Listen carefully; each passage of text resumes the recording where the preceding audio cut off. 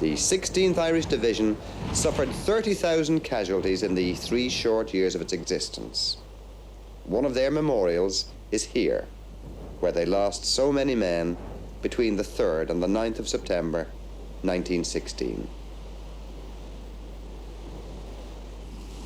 General, it's 60 years to the very day since you led your men over these fields to attack the village of Guinchy.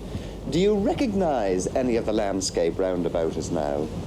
Well, of course, there's been a long interval of time, and the picture, as it is today, is greatly at variance with what it was at the time, being hacked up by months and months of shell fire and merely connected shell holes.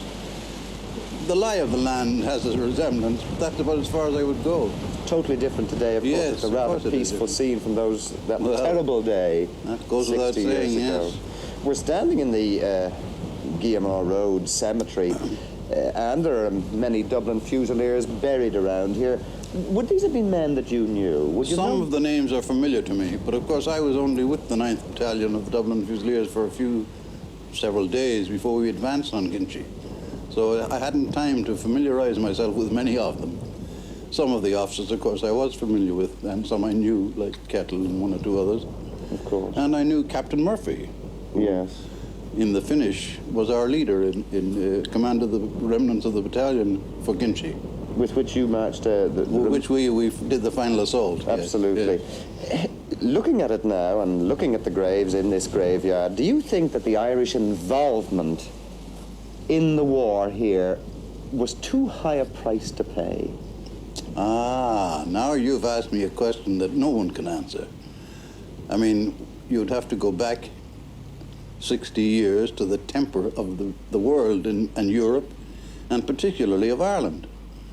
And at that time, the war and our attempt to do something in it was fully justified by all our leaders. So I felt in common with my companions that we were making an honest effort for the freedom of the world and to preserve the niceties that one's accustomed to expect in life. We followed on greater sacrifices made by my fellow countrymen at Suvla Bay and on Gallipoli, so that we were just carrying on the pattern. But it was a horrible existence, surely. An existence that is hard to conjecture today. I don't think that today's generation could survive it. It's amazing to me that we did, at least those of us who did. Well, looking back at those awful casualty lists, did you look at the general staff and say, you're a lot of incompetent swine, as many soldiers certainly did after the Somme battles? Well, I don't know what other soldiers may have thought, but my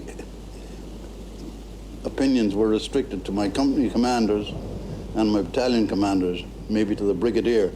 Beyond that, I didn't think even. What did you think of them as a matter of interest? They knew their jobs for as long as they lasted. And when you stop to think that the expectancy of life at the time of the Somme battle was 10 days, so that you didn't have a lot of time to make a great record.